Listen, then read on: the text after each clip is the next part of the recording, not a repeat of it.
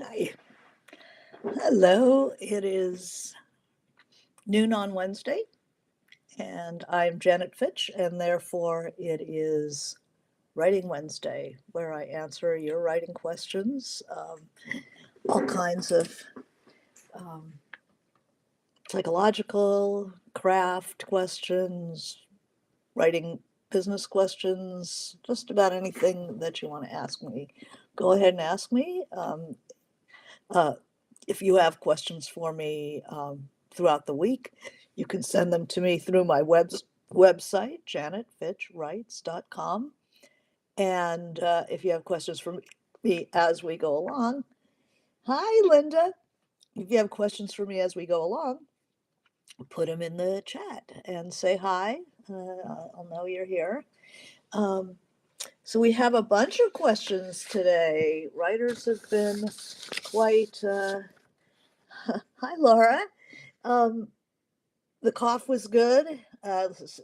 Linda asked, "How's the cough?" I was sick last week before, and the book festival was excellent, um, as always. The Los Angeles Times Festival of Books, which is kind of the circus is in town for writers when we get the book festival. Found out about all kinds of books that I needed to read and went to panels and heard what people had to say. And then I was on a panel with a very illustrious cast. So that was always a pleasure, talking about how the book festival arose. We have, hi, Sarah. We have good questions today. And the first question I have is from Blair, who I imagine will be joining us. Um, and this is a serious question about service, where, um, well, I'll let you listen to Blair's question. Um, Hope you're well. Thank you for your dedication to Writing Wednesday. My pleasure. Um, uh, Finds inspiration in the continued broadcast. That's very sweet. The question for Writing Wednesday: how do you give yourself permission to sit down and write when the world is on fire and you can go out instead and douse a few of the flames? So she gives me, hi, Blair, we're doing your question. Um, uh, this is such an interesting question, service to humanity versus sitting in a room by yourself playing with imaginary people. All right, let's think about this. Um, I'm a lawyer working with domestic violence survivors at a shelter. I'm helping women fight for the asylum that will, a woman fighting for the asylum that will prevent her deportation. So, really important work. Um, I help women wrest custody of their children from abusers and secure protection for themselves that I hope will keep them alive. Super important work. Hi, Gail, and I've got your question too. Um, that said, I love writing. If the author of Annie Dillard's anecdote asked me, "Do you love sentences?" the answer would be emphatic yes. I love literature. I am Saul Bellows' reader, moved to emulation. So Saul Bellow was very much on the side of the common man. Um, I don't question that great writers are serving the world. But what about unknown writers like me who are realistically unlikely to have our novels published? Who are we serving besides ourselves? Toni Morrison told her students, when you get these jobs that you have been so brilliantly trained for, just remember that your real job is that if you are free, you need to free somebody else. If you have some power, then your job is to empower somebody else. This is not just a grab bag candy game. I have been brilliantly trained. I am free. I have some power. Hadn't I better serve others? But then again, Morrison was a writer. I cannot both write seriously and do this kind of work. I have tried. How does one decide? Thank you, Blair. Okay, now this is a super interesting comment. Hi, Amy. Um, Laura has already had. Hi, Jill. Laura's already has a comment. We need people like you, Blair. So if writing feeds your soul so that you can do what you do, I say you have to do it. Okay, well, let's talk about this. This is a many leveled question. When I had a super demanding job, um, it's certainly not as important a job, but demanding emotionally and time wise. It was a 24/7 job. Uh, I I had trouble writing. I had trouble not only finding the time, A, finding the time, B, finding the focus, being able to focus very quickly in the time that I did have because nobody works 24 hours a day. Um, I am much more focused now than I was back then. But being unpublished, you're weighing your current condition against with a service that you can currently offer. Whereas writing is something you have to have an eye on the future rather than on the present. And that when the present becomes calamitously uh, important, grabbing your attention, and it has an urgency behind it, um, this is it's bound to pull you. And it's like, well, what she's not saying, do I have the time to write? She's saying, how can I justify the time that I take to write when I have, women, battered women, I have women seeking asylum, I have women with children, I have domestic violence to deal with, but also a determination to write. Um, so this is a question more of how do you accommodate the different sides of your life? Anybody who does service work um, has that extra component of the urgency, the necessity of what they do. So we're not talking about a demanding job at the law firm, filing papers, and doing all that stuff. But it's actually that I'm doing good in the world. But you have this other side of yourself that is not yet manifest. So the urgency of the present can really derail the possibilities in the future because you are depending on what you write about, your work can reach many more people than your law practice. If you're able to write about these people and their situations in a way that helps other people see the urgency of taking care of these matters or helping other people, then there's a multiplier in there. Um, so it's not you can't compare the work in the present with the impact in the future. Um, I'm not saying you would ever quit doing what you're doing. The question is, how do you continue to value the project of reaching others with your stories, with your insights, with your work? How do you value it enough not to say either or? Because you have to plan for the future. It's like if you're a teacher, there's a lot of emotional stress. Not let's not use the word stress, trauma, blah, blah, blah, you know, hate jargon, but there's a lot of emotional commitment in service work like that, like the work you're doing. But you can really, as Laura like picked up right away. I don't know, Laura, what you do for a living, but she picked it up right away that if writing feeds your soul so you can continue to do the work you do, um, that's a key in there. I know there is an attorney here in LA that you should follow. You should think about her. You should follow her on social media. You should talk to her, go to her readings when she has stuff, named Natasha Dion. And she does amazing work. She does amazing work.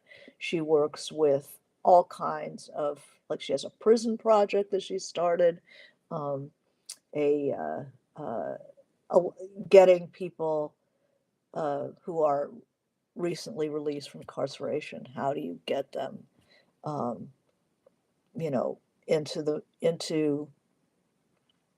uh, into jobs, into work, into um, back integrated in society.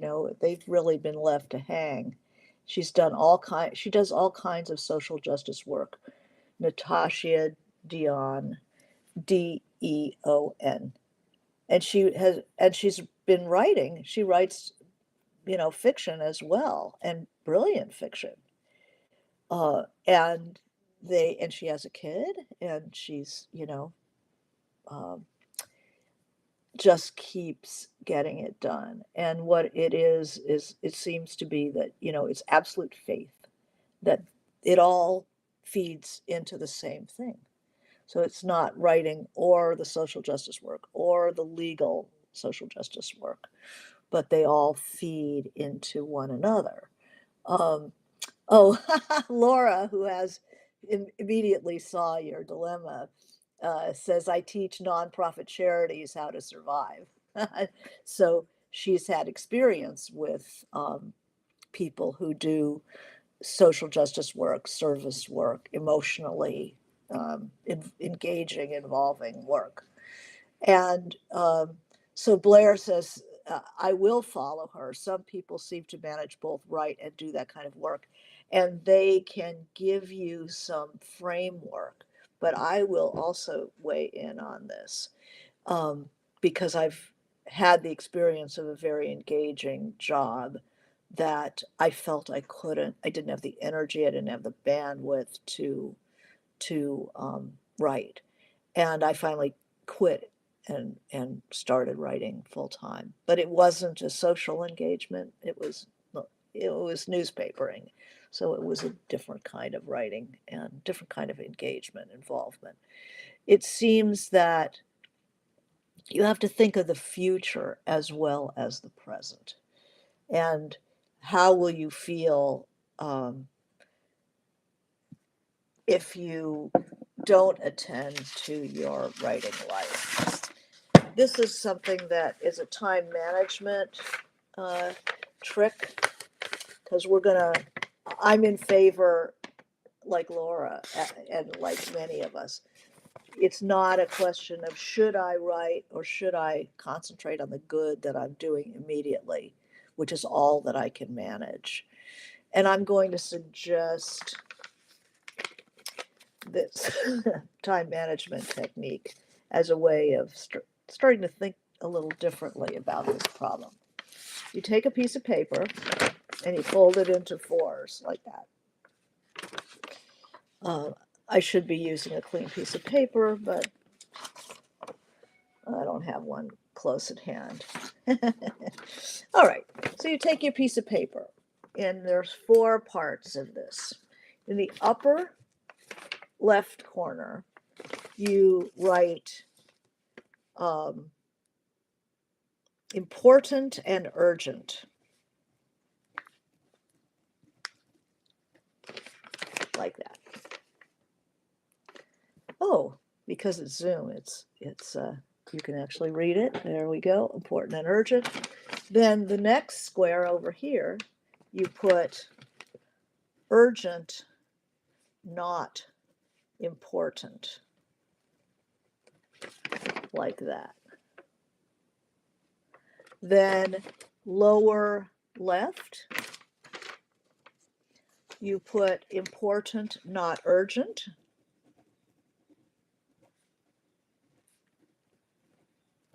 And the last thing over here, lower right, is not important, not urgent.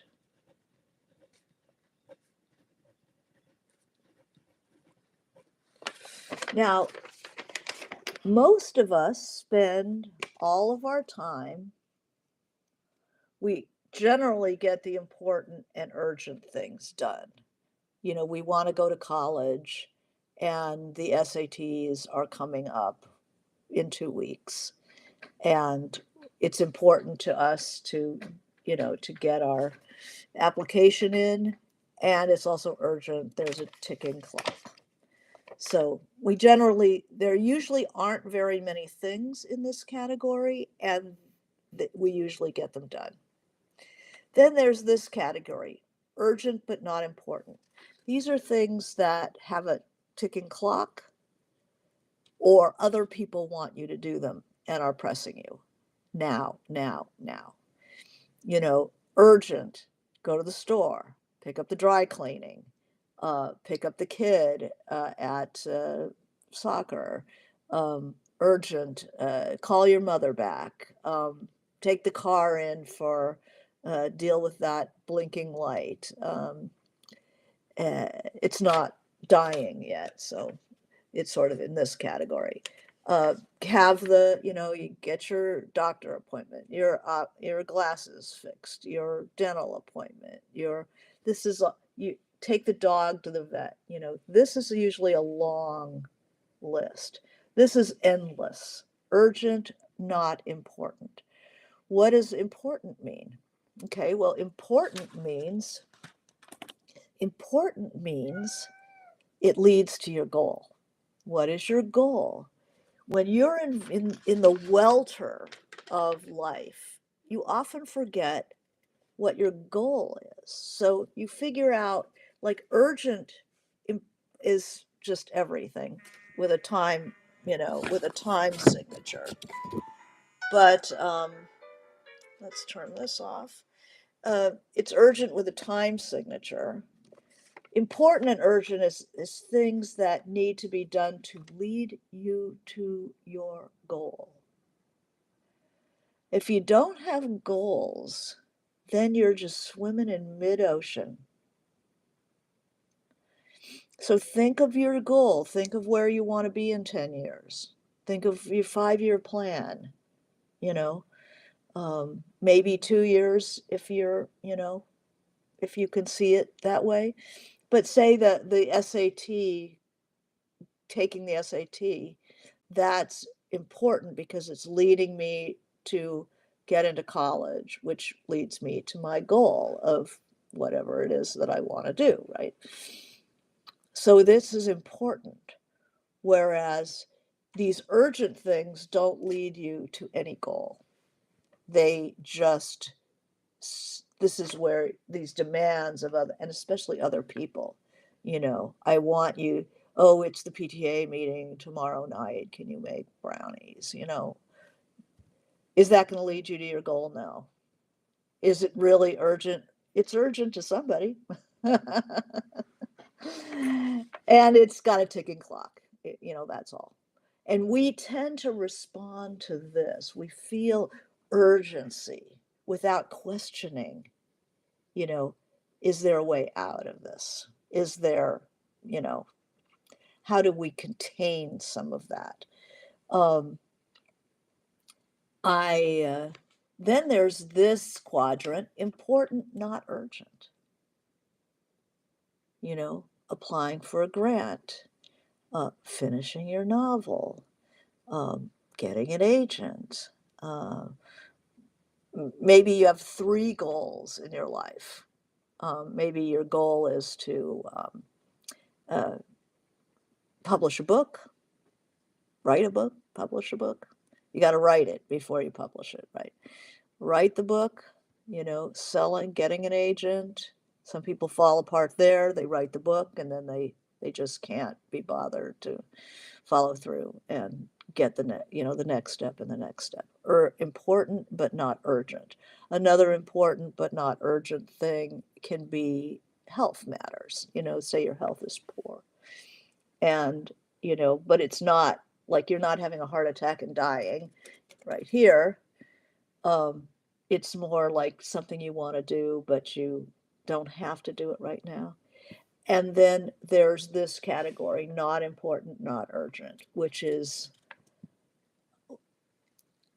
Facebooking, posting the concert that you went to and posting the pictures and having something funny to say about something horrible that happened in the news.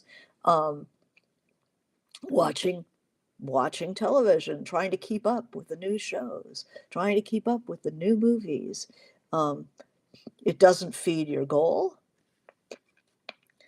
and it doesn't, there's no timeline. It's where we fool around.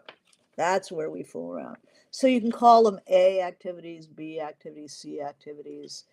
I use this four-part thing because this is what we tend to ignore. Not important, but not urgent. And this is where your writing often falls. Important, but not urgent. And it's the easiest thing. Hi, Wendy. It's the easiest thing to ignore.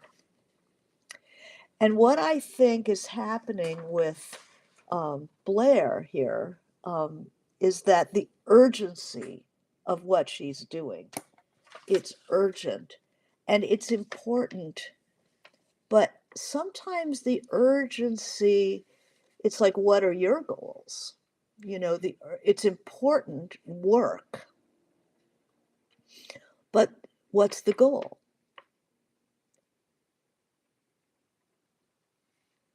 The goal would be to help this woman, this woman, this person. So the goal would be to be of service using the tools that you have. That's a good goal. And you continue to do it.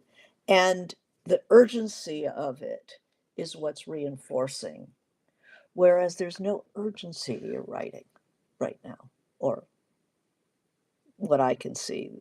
It's lacking the urgency.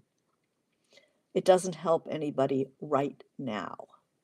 Right now, there's somebody out there hurting and in need, and you jump in to do it. But as Laura points out, what is burnout? Burnout happens when, especially people in the service industries, service industries, it's not an industry, in service professions, they just are putting everything on the one side of the teeter-totter. They're putting all of their work, all of their prep, all of their vision into one side of life. And without a balance, people, you have to replenish, as Laura said, if writing feeds your soul so you can do what you do, then it allows you to keep doing it. I think that by using something like this and remembering to keep your hand in on the important, not urgent, and keep a look at that, you might do better with short form and not with a novel. But even a novel, if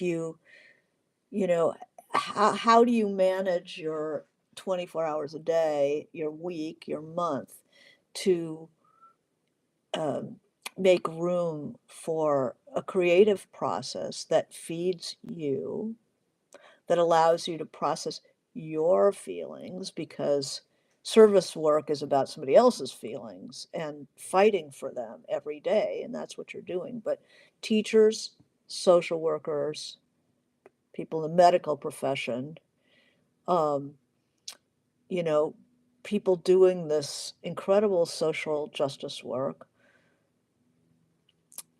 you can't just keep pulling out of the bank, pull, and expect that you can do something long term and keep it going for years and years and years. If you want to be able to keep doing emotionally demanding work, you have to refill. and if you're a writer, which you are, and you also are trained at that and have many skills having to do with that, you will find a balance when you can, not just be pulling this way, but also, in private, pull a little this way. So that gives the whole personality a way to breathe and not just be constantly in service. That you have, mothers, it's not just people in social work and in social justice and serving professions, but also mothers who give, and they forget that they have to pull in another direction. There's an internal life, there's internal resources that need to also be acknowledged, or else you're not as good at what you're doing in the world. You will burn out. And that is part of, what you would call in meditation a sustained practice. To sustain it, you need to figure out how to keep important but not urgent stuff going. So things like, okay, what's it like to work that hard? Let's just talk about that. What's it like to have a super demanding job, especially emotionally demanding? Um, you manage it best by not internalizing things. It's what you do that's important, not what you think or feel about what you're doing. When you feel the the if you're a very sensitive person, you feel every demand that's being made on you. And I know, Wendy, you're a teacher as well. When you're involved in the feelings, that's where you're going to drain yourself, because the people you're helping don't need you to feel sorry for them. They don't need you to feel the injustice. They don't need that. They need the fight. They need what you can do. So how do you deal with that sympathy? I mean, fiction, writing, any kind of art form, writing, painting, dance, um, singing, um, any kind of processing of emotion will help balance. So think of that. Think of, you can't just keep toppling over in that one direction. You won't be able to sustain it. So if you keep this, notice maybe what is in the urgent, not important category. Can I trim that back? Can I share that obligation? Can my significant other do half the work? You can split cooking so you don't cook every day. You cook every other day. You get one of these food boxes where, the ingredients are there. You go to Trader Joe's and get half cooked food so you don't spend your time there.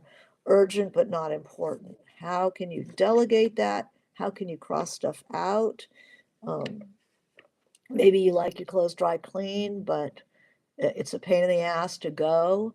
Maybe you wash your clothes, and scale back on that. Um, Wendy, who is a teacher, uh, yeah, Sarah says, I think your cat was trying to alert you to something he thinks is urgent. Yes, he is. Wendy says, we have a nice team of teachers that help the students, all the students, whereas nobody can write my novella but me. That's right. So the teachers rely on each other. Um, and I'm sure people on your team do do support you, and vice versa, a little bit of that. But it's like, how do you? I don't question that great writers are serving the world, but what about unknown writers like me? I don't think that. I think that everybody starts out as an unknown writer, right? Everybody does. But some people put it in the important but not urgent category, or even find a way to slide it up into important and urgent. They find a way to stick a ticking clock on it. Um, Blair says, I had not considered how my service work might depend more than I realized on my also writing. I think burnout may well be the result if I gave up writing. I will reconsider time management. Yeah. And realize that writing is about the future. And you can't just narrow the time. This is how people lose track of their life, is that they are taking care of the urgent matters in front of them, and they forget what's their goal. They forget that there's a future. There will be a future in which you have a book written, and then what? You know, um, if you write about, if you're writing about the an area of concern, if you're writing about basically what the injustice and the problems that these people that you're working with have, and sharing that with numerous readers, you get it published, you're going to have at least 1,000, couple thousand readers, maybe more. You'll have more than that, and you will reach them in a way that helping one person, one person, one person, one person, which is incredible concentration of labor, but you might end up helping more people than you can even imagine, helping them understand what it is to walk in those shoes and taking these very seriously. Um, I write about I wrote about a girl in foster care, and people weren't talking about foster care. They weren't People who had been in foster care weren't even talking about their own experience, like it was a taboo subject. Um, and having written that book, which I didn't set out to talk about foster care and, you know, kind of rip the cover off of that, but that's what happened. And many more people started engage in the problems of kids in foster care, um, than would have if I had been a social worker. I would have been in the stable, I would have been doing God's work, and I certainly would have affected certain people very deeply. Um, but you also serve by enlightening people and by suggesting what it's like for some people, more empathy to, can we have a little more empathy in the world? People understanding what it's like to be in these terrible situations. I don't think we can have too much empathy. And I think your service is also involved with that. I think Toni Morrison was an editor, a very good editor, but she wasn't a social justice attorney doing, working with uh, shelter, working at a shelter. I mean, you're right in the thick of it. And there's so many things stories that could be created. I, but then let's think about time and energy. How much energy somebody who's doing your kind of work on the daily. Um, I think that a little bit of writing before you start work would probably really help you to get a half an hour in the morning before you start work, before you start your day, maybe a little bit at lunch if you have the clear space, and a little bit at night before you go to bed, so that when you wake up, it's you don't have to crack the shell, you can get right back in there. Could be a way to go. And then if you do that every day, maybe your lunch hour, you take 20 minutes on your story, um, a scene, a chapter. Um, and then on the weekend, if you have a bit more time, you rest up, but it's still going, it's alive. You don't put it off for the weekend. Don't put it off for summer vacation. Um, I mean, teachers, but try to keep it alive on the daily, important and urgent, or at least important and not urgent, but you can up the urgency a bit, imagining that people really need this. They need your writing as well. And everybody is an unknown. Everybody is unpublished until they are. It's just some people have a better grasp of futurity that that it will be published. People will respond to it. They will walk a mile in your character's moccasins. And that is going to be incredibly important. So I would say if you can write to Natasha or just follow her on social media and see what she does, see how she thinks about stuff. Go see a reading, a panel that she's on. You know, she's always out there. She has incredible energy, and she's always doing 10 things, but she gets energy from what she does. Um, let's see. People with too much empathy find narcissists, says Llewellyn. They're vulnerable.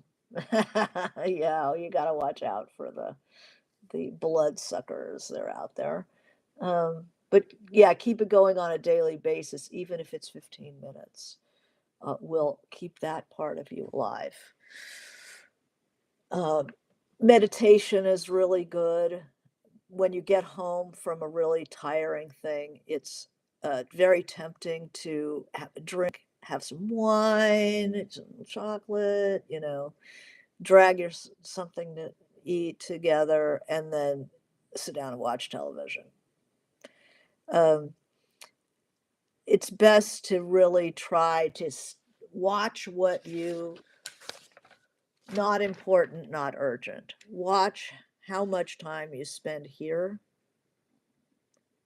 If you get back home and you're really tired after a day of lawyering at the shelter or teaching, nursing, anything like that, if you could take a nap for 20 minutes, half an hour, set an alarm, because I'll sleep 2 or 3 hours if I don't have an alarm. But all you need is 20 minutes, 30 minutes. What happens is the synapses in your head, literally, if you read up on neuroscience, the synapses in your head have the energy becomes depleted after a time, and it's not firing the way it did when you woke up in the morning. And if you can sleep a little bit, you know, even 20 minutes, half an hour, they reset. It's it's much more refreshing than a glass of wine. And if you if you're not a napper, if you just, you know, you get home from work and you can't sleep at 6 o'clock at night, um, then think in terms of meditation.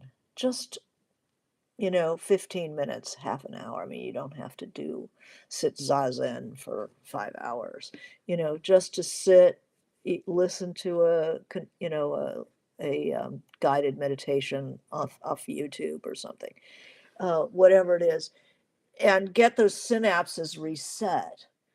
Then you can maybe use your evening instead of just unplugging and vegging. A little exercise is helpful for some people, but the important is to get shoehorn a little bit of writing in. Sarah says is exactly what I did today, 20 minutes at lunch, because I know I have too many urgent tasks tonight. But when no urgent tasks, I write in the evenings. Yeah. You know, a really backbreaking kind of work, this legal work, both it's both emotional and intensely intellectual. Um, I could see, taking a nap. It would be a good recharge. Um, Maybe, but a little bit before you go to work, before the demands of the day hit you, might be really useful. Um, so Linda says, what's the difference between a sketch and something else? A sketch is just what you notice, what you're noticing. It's notes, it's taking notes, it's building a notebook, and you can give yourself an assignment. If you're not working on anything in particular, you can give yourself an assignment to go outside and do the weather. I always say do the weather. Um, get a prompt, do a list, you know, what are the qualities of the 24 hours of the day? Uh, you can always work on do sketches, do your notebook, do observations, do exercises. But if you have something that you're working on, a story, you know, just handle it. Change work on the sentences, work on the verbs, work on just changing, moving head just a little bit. The important thing when I used to envy people who had these lives where they could just, I work, 3 days without sleeping. And, I was like, I had little kid, and, it's like, I wish, how could I be that person? But in fact, that person never sent their work out. They wrote and wrote and wrote, never showed it to anybody, never developed it, threw it in the closet. And now, 50 years later, they have a closet full of unfinished manuscripts or finished manuscripts that they never sent out. Um, I managed to keep this is why I was able to write my stuff, is that I was able to keep my goal in mind, that I wanted to write novels, and that all the other stuff that I did had to be around that. Now you would have two goals, because you're trying to continue the good work you're doing, but balance it and feed your own soul. And how do you stay in for the long term? How, you start thinking about the future. What are your goals for the future? And sending out that lifeline to the future, um, reminding yourself this is just as important. Um, I think these shelters, trying to write a collection of short stories, Blair says, about what survivors go through, how strong they are, what life is like in a shelter, and why they're full. I mean, that is perfect. That is a perfect thing to be doing, because they'll start feeding into each other. A quick walk outside gets my gears going, says Amy. Yeah, that will um, balance you out. And be careful of the urgent, not important stuff. Everybody in the world is going to dump stuff on you. Um, I don't know if this is the same for men, but for women, everybody in the world will dump their stuff on you and want you to do something and do something and do something. And can you do this? And can you do this? You learn not to volunteer. You know, who can make a banner for the nursery school? Who can make the brownies? Who can drive the kids to the field trip? Who can drive the kids to soccer and then sit there and watch them for hours and hours and hours and hours? And then it's like, what about urgent? What about urgent? Where's that time? So you have to kick that up and move your priorities and think about your goals and how are you going to reach your goals, and is making those muffins going to even if one of your three goals is to be, to have an excellent relationship with your kid, um, and help them grow and develop. Muffins will not help them grow and develop. And frankly, watching soccer 3 times a week is not going to um, really make a huge amount of difference to that little soccer player. Mm, You're going to want to do it sometimes, but at the expense of, doing your own work. Um, all think of the long game.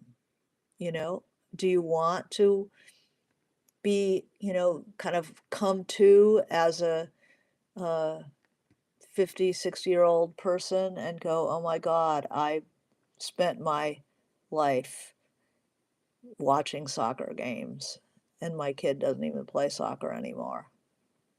And they'd never really liked it anyway. That's a real poor bargain. And think of the future, always that important but not urgent, and important and urgent. And if you can up the urgency, that's really a good thing. Having a writers group is very helpful, because then if you don't have work, it's going to be really clear that you didn't work. So that gives you a little bit of a ticking clock behind your work. All right.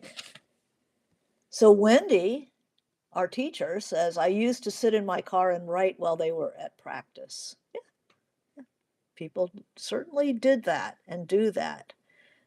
Okay, well, good luck, Blair. I'm really happy that we were able to help that, and I think that the world needs that. I love books about, um, learning more about people in their social justice, people struggling and how they deal with it, and respecting people in their struggles.